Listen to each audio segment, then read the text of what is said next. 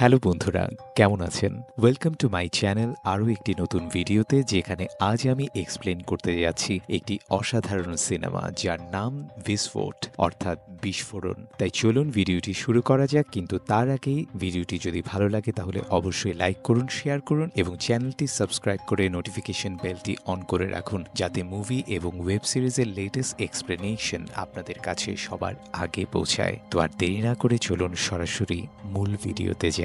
তো সিনেমা শুরু হয় মুম্বাইয়ের ডোংরি এলাকা থেকে, যেখানে আমরা সোহেব এবং তার এক বন্ধু মানিয়াকে দেখতে পাই। মানিয়া কিছুটা মাস্তান টাইপের একটি লোক, সে নেশা করে এবং সবসময় খারাপ কাজে লিপ্ত থাকে। আর সোহেব একজন ট্যাক্সি ড্রাইভার, সে আগে অস্ট্রেলিয়ায় ছিল, কিন্তু মায়ের অসুস্থতার কারণে সে মুম্বাই ফিরে আসে এবং এখানে পুরো সময়ে ট্যাক্সি ড্রাইভার হিসেবেই কাজ করে। অর্থের অভাব থাকা সত্ত্বেও না সে তার বন্ধু মানিয়ার সাহায্য নিয়েছে, না সে কোনো ভুল কাজ করেছে। যখন তারা কথা বলছিল তখন হঠাৎ মানিয়া দেখতে পায় যে পুলিশ আসছে। সঙ্গে সঙ্গে মানিয়া আতঙ্কিত হয়ে পড়ে এবং তার কাছে থাকা জ্যাকেটটি সোহেবকে দিয়ে দেয়। জ্যাকেটের ভিতরে আসলে ড্রাগস ছিল। এই কারণে মানিয়া সোহেবের কাছে জ্যাকেট দিয়ে পালিয়ে যায়। এখন এই জ্যাকেট রাখার দায়িত্ব সোহেবের উপর পড়ে। নিজের কাজ শেষ করে সোহেব সকালে বাড়ি ফিরে আসে, যেখানে আমরা তার মাকে দেখতে পাই এবং জানতে পারি যে সোহেব তার মাকে অনেক ভালোবাসে। তবে তার মায়ের মানসিক সমস্যা আছে এবং সবকিছু ভুলে যাওয়ার অসুখও আছে। 16 বছর আগে তার স্বামী মারা যায়, কিন্তু তিনি বিশ্বাস করেন যে তিনি এখনো বেঁচে আছেন। তাই তার মনের অবস্থার অলওয়েজ সুইচ হতে থাকে, কখনো 16 বছর আগে চলে যায়, কখনো প্রেজেন্টে। এখন রাতভর কাজ করার পর সোহেব ঘুমানোর চেষ্টা করে, কিন্তু ঘুমাতে না পেরে সে তার প্রেমিক লাকির কাছে চলে যায়, যে কাছেই থাকে। তারা দেখা করে এবং দুইজনেই একে অপরের সাথে ঘনিষ্ঠ হয়ে পড়ে। লাকি এবং সোহেব একে অপরকে অনেক লাভ করে। তারা শীঘ্রই বিয়ে করতে যাচ্ছে। এরপর আমরা জানতে পারি যে লাকি একটি ক্যাফেতে কাজ করে এবং আজকে সে ক্যাফে যেতে লেট হয়ে যায়, যেখানে আমরা দেখি যে ওই ক্যাফের ওনার লাকির উপর লাইন মারে এবং তার সাথে সবসময় ফ্লার্টিং করার চেষ্টা করে। লাকি একদমই পছন্দ করে না যে ক্যাফের মালিক তার সাথে ফ্লার্ট করার চেষ্টা করে। এখন যখন সোহেব লাকির বাড়িতে ঘুমাচ্ছিল, হঠাৎ করে তার কাছে মাহমুদ নামের এক ছেলের ফোন আসে। সে জানায় যে তার বাড়িতে আগুন লেগে গেছে। এটা শোনার পর সোহেব দ্রুত তার বাড়িতে পৌঁছায়, যেখানে সত্যিই আগুন লেগে গেছে। সে তার মাকে জিজ্ঞাসা করে এবং তার মা জানায় যে তিনি কাপড় ইস্ত্রি করছিলেন আর শর্ট সার্কিটের কারণে আগুন লেগে যায়। এরপর সোহেব প্রথমে মানিয়ার জ্যাকেট খোঁজার চেষ্টা করে, কারণ সেই জ্যাকেটের মধ্যে অনেক মাল ছিল, কিন্তু জ্যাকেটটি খুঁজে পাওয়া যায় না। কিছুক্ষণ পরে মানিয়ার ফোন আসে। সে জানায় যে গতরাত পুলিশ তাকে খুব মারধর করেছে এবং এখন তার সেই জ্যাকেট দরকার। কিন্তু এখানে সোহেব মানিয়াকে জানায় যে জ্যাকেটটি হারিয়ে গেছে। তার বাড়িতে আগুন লেগেছিল এবং তার মনে হচ্ছে কেউ জ্যাকেটটি চুরি করেছে। সোহেব তার মাকে জিজ্ঞাসা করে, কিন্তু তার মা কিছুই জানেন না। কিছুক্ষণ পরে মান্যা এবং তার লোকেরা সেখানে পৌঁছায়, কারণ যে করেই হোক তাদের সেই জ্যাকেট দরকার ছিল। আসলে সেই জ্যাকেট এবং তার ভিতরে থাকা জিনিসগুলো অ্যাসিড তাই নামে একজন ডনের ছিল, যিনি মুম্বাইয়ের একজন বিশাল ডন। সোহেব তাদের বোঝানোর চেষ্টা করে যে সেখানে আগুন লেগেছিল এবং তার মনে হচ্ছে কেউ সেটা চুরি করেছে, কিন্তু মান্যা কিছু শুনতেই চায় না। সে যে কোনো উপায়ে সেই জ্যাকেট চায়। তাই তারা সোহেব এবং তার মাকে ভয় দেখায় এবং হুমকি দেয় যে যদি তারা জ্যাকেট না পায় তবে পরের দিন তাদের হত্যা করা হবে। এরপর সোহেব সরাসরি লাকির ক্যাফেতে পৌঁছায়। সেখানে সোহেব লাকিকে সবকিছু বলে যে তার হাত থেকে জ্যাকেটটা হারিয়ে গেছে এবং যদি তারা জ্যাকেট না পায় তবে তার মা এবং লাকিকে তারা মেরে ফেলবে। যখন তারা কথা বলছিল তখন ক্যাফের মালিক তাদের কথা বলতে দেখে। ক্যাফের মালিক তখন সোহেবকে ক্যাফে থেকে তাড়িয়ে দিতে শুরু করে। সোহেবের এমনিতে মেজাজ খারাপ ছিল, তাই সে ক্যাফের মালিককে মারধর করতে শুরু করে। এরপর রেগে গিয়ে ক্যাফে থেকে বের হয়ে নিজের গাড়িতে উঠে যাওয়ার সময় লাকিও সোহেবের গাড়িতে উঠে পড়ে, কারণ লাকি ভালো করেই জানতো যে এই চাকরিটা তার হাত থেকে পুরোপুরি চলে গেছে। ঠিক তখনই সোহেব দেখে যে তাদের গাড়িতে 8 বছরের একটি ছেলে প্যাডি বসে আছে।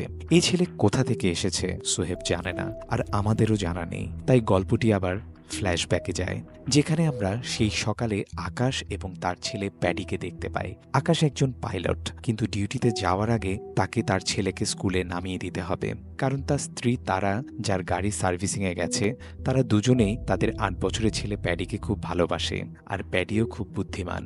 এরপর আকাশ প্যাডিকে স্কুলে নিয়ে যেতে থাকে। তখন প্যাডির মনে পড়ে যে সে যে প্রজেক্টটা বানিয়েছিল সেটা তো ঘরেই রেখে চলে আসছে, কিন্তু তখনই তারা আসে যে এই প্রজেক্টটা দিয়ে দেয়। এরপর তারা দুইজন স্কুলে যেতে থাকে। তখন প্যাডির নজর পড়ে যে সে যে প্রজেক্টটা বানিয়েছে সেটাতে একটা লয়েন মিসিং। এই কারণে সে তার বাবাকে বলে যে এই লয়েন ছাড়া এই প্রজেক্টটা কোনো কাজেরই না। এই কারণে আমাদের তাড়াতাড়ি বাসায় যেতে হবে এবং এই লয়েলটা আনতে হবে। এই কারণে আকাশ গাড়ি ঘুরায় এবং ঘরের দিকে রওনা দেয়। মাঝপথে দেখে যে এখানে তো কনস্ট্রাকশনের কাজ চলছে, আর তখনই আকাশের নজর পড়ে তারার দিকে, যে একটি গাড়িতে উঠছিল আর সেই গাড়িতে আরেকজন লোকও বসেছিল। তারা এবং সেই লোক একে অপরকে চুমু খাচ্ছিল, আর এটা দেখে আকাশ একদম হতবাক হয়ে যায়। সে পুরোপুরি শকড। এরপর আকাশ তারার পিছু নিতে শুরু করে। তারা এবং তার বয়ফ্রেন্ড জাভেদ একটি হোটেলে যায়, যেখানে তারা একটি রুম বুক করে। আকাশও তাদের পেছনেই ছিল, কিন্তু বুঝতে পারছিল না সে কি করবে। তাই সে তার ছেলে প্যাডিকে নিয়ে ক্যাফেতে যায়। সেই ক্যাফেতে লাকিও কাজ করে। আকাশ হোটেলে যেতে চায়, কিন্তু সে তার ছেলেকে নিয়ে যেতে চায় না। তাই সে লাকির সাথে কথা বলে। সে বলে যে সে কিছুক্ষণের জন্য তার ছেলেকে এখানে রেখে যেতে চায়, কিন্তু লাকি রাজি হচ্ছিল না। সে জানায় যে সে এখানে কাজ করে এবং এভাবে তার ছেলের দেখাশোনা সে করতে পারবে না। কিন্তু এরপর আকাশ লাকিকে সব সত্য কথা বলে। তার স্ত্রী অন্য একজন পুরুষের সাথে পরকীয়া করছে এবং তারা একটি হোটেলে গেছে, আর সে তাদের হাতে নাতে ধরতে চায়। এসব শুনে লাকি রাজি হয়ে যায়। এরপর আকাশ হোটেলে যায় এবং সেও নিজের জন্য একটি রুম বুক করে। হোটেলের রুম বুক করার পর কিছু টাকার বিনিময়ে সে হোটেল কর্মচারীদের কাছ থেকে জানতে পারে যে তার স্ত্রী কোন রুমে আছে এবং তার সাথে কে আছে। অন্যদিকে আমরা দেখি ক্যাফের মালিক জানতে পারে যে লাকি একটি ছেলের দেখাশোনা করছে। এটা দেখে সে লাকির উপর খুব রেগে যায় এবং বলে যে এই ছেলেটির এখানে থাকা উচিত নয়, তাকে দ্রুত সরিয়ে নাও। অন্যদিকে আকাশ তার স্ত্রী তারাকে জাভেদের সাথে হাতে নাতে ধরে ফেলে এবং এটা দেখে সে জাভেদকে খুব মারতে শুরু করে।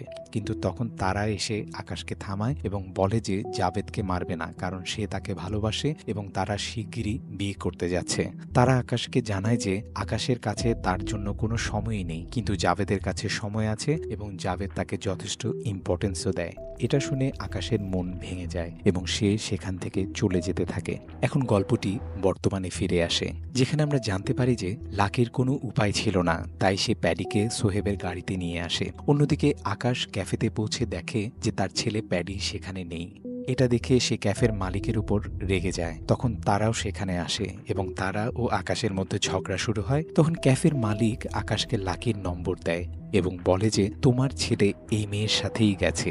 এদিকে সোহেব লাকিকে বোঝানোর চেষ্টা করে যে মান্যা তাদেরকে খুঁজে মারতে চাচ্ছে এবং যে কোনো সময় তাদের উপর হামলা করতে পারে। এই ছেলেটি এখানে নিরাপদ নয়। লাকি সোহেবকে বুঝায় যে সেই ক্যাফেতে ছেলেটি একদমই নিরাপদ ছিল না, তাই সে তাকে এখানে নিয়ে এসেছে।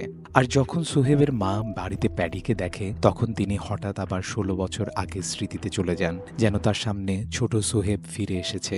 অন্যদিকে আকাশ ক্যাফের মালিকের দেওয়া নম্বর ডায়াল করে। লাকি কল ধরে এবং জানায় যে তোমার ছেলে পুরোপুরি নিরাপদ আছে, সে আমার বাড়িতে আছে এবং তুমি পুলিশকে কল করো না। এটা শোনার পর আকাশের মনে হতে থাকে যে তার ছেলে হয়তো কিডন্যাপড হয়েছে। এর আগেই লাকি তাকে ঠিকমতো বুঝাবে, ঠিক তখনই অ্যাসিড তাই এবং তার লোকজন সেখানে পৌঁছে যায়। আসলে সেই জ্যাকেটের মাল অ্যাসিড তাইয়ের, আর অ্যাসিড তাই খুবই বিপজ্জনক। সে একটি বোতল থেকে অ্যাসিড বের করে এবং লাকির উপর ঢালতে শুরু করে। অ্যাসিড তাই বলে যে তাকে 2 কোটি টাকা দিতে হবে। এটা বলেই সেই লাকির উপর অ্যাসিড ঢালতে যায়, কিন্তু ঠিক তখনই সোয়েব তাকে থামায় এবং বলে আমার কাছে এমন একটা ছেলে আছে যে একজন খুব বড় লোকের ছেলে। এটা যেন একটা জ্যাকপটের মতো। যদি আমরা তার বাবার কাছ থেকে টাকা চাই, তবে সে আমাদের মন মতো টাকা দিতে পারবে। এটা শোনার পর অ্যাসিড তাই থেমে যায় এবং লাকির উপর আর অ্যাসিড ঢালে না। তাই সোহেবকে রাত পর্যন্ত সময় দেয় এবং 2 কোটি টাকা জোগাড় করতে বলে। অ্যাসিড তাইয়ের কিছু লোক সেখানে থাকে, যেমন মান্যা এবং তার পুরো গ্যাং। এদিকে আকাশ সাসপেন্ডেড অফিসার বাগমারের কাছে যায়। আকাশ তাকে সবকিছু বুঝিয়ে বলে, আর বাগমার বলে যে এতে চিন্তার কিছুই নেই, সে সহজেই এই কাজ সলভ করতে পারবে এবং তার ছেলেকে নিরাপদে ফিরিয়ে আনবে। তবে এর জন্য বাগমার 10 লাখ টাকা চাইছিল, যা আকাশ রাজি হয়ে যায়। কিছুক্ষণ পরে সোহেব আকাশকে ফোন করে এবং বলে যদি তুমি তোমার ছেলেকে জীবিত চাও, তাহলে 2 কোটি টাকার ব্যবস্থা করতে হবে।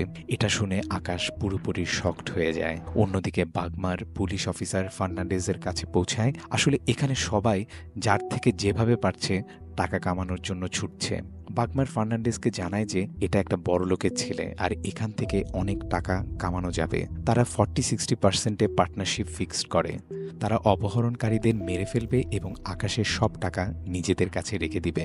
অন্যদিকে আকাশ তার স্ত্রী তারাকে জানায় যে তাদের ছেলেকে বাঁচাতে 2 কোটি টাকার ব্যবস্থা করতে হবে। এটা শুনে তারা হতবাক হয়ে যায় যে এত টাকা কোথা থেকে জোগাড় হবে। আকাশের সবকিছু মেলালে তার কাছে মোট 50-60 লাখ টাকা আছে। অন্যদিকে পুলিশ তদন্ত করতে থাকে। তারা লাকির বাড়ি সম্পর্কে জানতে পারে এবং এটাও জানে যে লাকি এখন বাড়িতে নেই এবং লাকির বয়ফ্রেন্ড সোহেব সম্পর্কেও জানতে পারে। তারা প্ল্যান করে তারা সবার প্রথমে সোহেবের বাড়িতে যাবে। অন্যদিকে আকাশ টাকা জোগাড় করার চেষ্টা করছে। সে তার শালার সাহায্য নেয় আর তারা তার ভাইকে জানায় যে সে জাভেদের সঙ্গে প্রেম করে এবং তাকেই বিয়ে করতে চায়। এসব শুনে আকাশের খুব খারাপ লাগে, কারণ তার স্ত্রীও তাকে ছেড়ে দিয়েছে আর টাকার ব্যবস্থাও হচ্ছে না। তবুও সন্ধ্যা নাগাদ আকাশ এবং তার পরিবারের লোকেরা 1,85,00,000 টাকা জোগাড় করতে সক্ষম হয়, কিন্তু বাগমার বলে যে তাকে 2 কোটি টাকাই দিতে হবে। যদি কম হয় তবে সে তোমার ছেলে প্যাডিকে মেরে ফেলবে। এদিকে বাগমার ইতিমধ্যে জানতে পেরেছে সোহেবের বাড়ি কোথায়। ঠিক তখনই আকাশের কাছে সোহেবের কল আসে এবং সে তাকে রাত 10টায় বান্দ্রা পোর্টে আসতে বলে। অন্যদিকে আমরা দেখি সোহেবের মা সোহেবকে বলে, তোমার একটা জ্যাকেট আমি আলমারিতে ভালো করে গুছিয়ে রেখেছি, এবং পরে দেখা যায় যে এটা সেই জ্যাকেট যেটা তারা সবাই খুঁজছিল। জ্যাকেটটা পেয়ে সোহেব খুব খুশি হয়ে সেই জ্যাকেট মানিয়াকে দেয়। মানিয়াও খুশি হয়, তবে মানিয়া সোহেবকে অ্যাসিড তাইয়ের কাছে নিয়ে যায়। তারা অ্যাসিড তাইকে জানায় যে জ্যাকেটটা পাওয়া গেছে এবং এর মধ্যে যা ছিল তা সম্পূর্ণ নিরাপদ। কিন্তু অ্যাসিড তাই সোহেবকে বলে যে জ্যাকেট তো তার প্রয়োজন ছিলই, এখন তাকে সেই 2 কোটি টাকাও দিতে হবে যা সেই ছেলেটির বাবা দিতে চলেছে। অন্যদিকে এখনও 15 লাখ টাকা কম ছিল। এখানে তারা তার বয়ফ্রেন্ড জাভেদের কাছ থেকে 15 লাখ টাকা নেয়, যার ফলে তাদের মোট 2 কোটি টাকা জোগাড় হয়ে যায়। এখন একটি টিম সোহেবের বাড়িতে যাওয়ার প্রস্তুতি নিচ্ছিল, আরেকটি টিম বান্দ্রা পোর্টের টাকা দিতে যাচ্ছিল।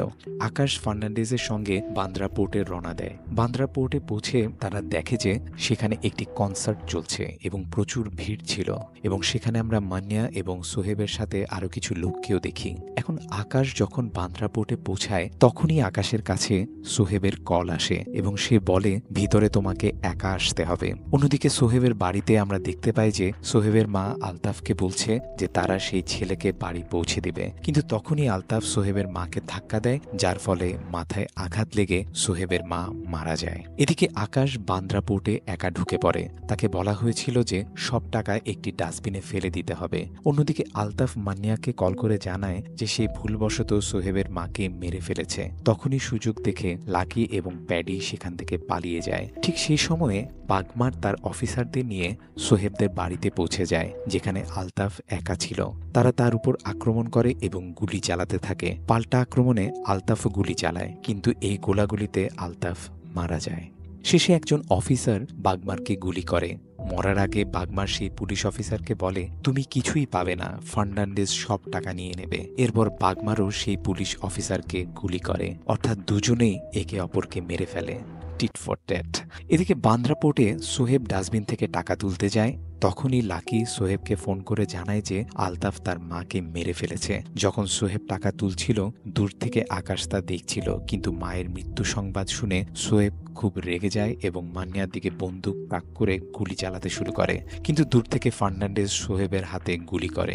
দেখতে দেখতে মান্যা এবং তার লোকজনও সেখানে পৌঁছে যায় এবং তারা পুলিশের উপর গুলি চালাতে থাকে। তখনই সুযোগ নিয়ে সোহেব মান্যাকে গুলি করে মেরে ফেলে, কারণ মান্যার জন্যই তার মা মারা গেছে। এরপর ফার্নান্ডেজ আসে এবং সোহেবকেও গুলি করে। এরপর ফার্নান্ডেজ তার বড় অফিসারকে ফোন করে জানায় যে অ্যাসিড টাইয়ের দলের সবাইকে মেরে ফেলা হয়েছে এবং এসবের মধ্যে আকাশ ও তার ছেলে প্যাডিও মারা গেছে। ঠিক তখনই আমরা দেখতে পাই আকাশ তার পেছনে দাঁড়িয়েছিল এবং তার হাতে গান।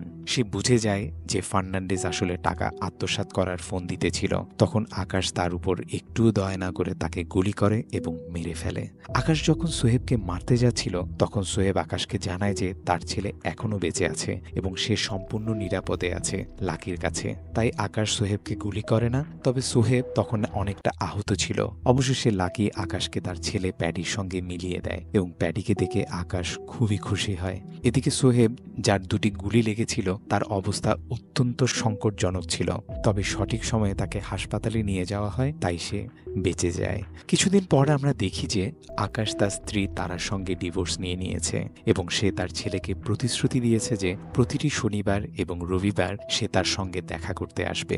ছবির শেষ দৃশ্যে আমরা দেখি যখন আকাশ তাদের বাড়ি থেকে বেরিয়ে যায় এবং ট্যাক্সিতে উঠে, তখন সেই ট্যাক্সি ড্রাইভার আর কেউ নয় বরং সোহেবই ছিল। অর্থাৎ এখন এই দুইজন বন্ধু হয়ে গেছে, আর এর মধ্য দিয়ে এই সিনেমার সমাপ্তি ঘটে। আশা করি বন্ধুরা আপনাদের এই ভিডিওটি ভালো লেগেছে। ভিডিওটি যদি ভালো লেগে থাকে তাহলে লাইক করুন, শেয়ার করুন এবং চ্যানেলটি সাবস্ক্রাইব করে নোটিফিকেশন বেলটি অন করে দিন, কারণ আমরাই একমাত্র এই ধরনের ইন্টারেস্টিং ভিডিও নিয়ে আসি। ধন্যবাদ।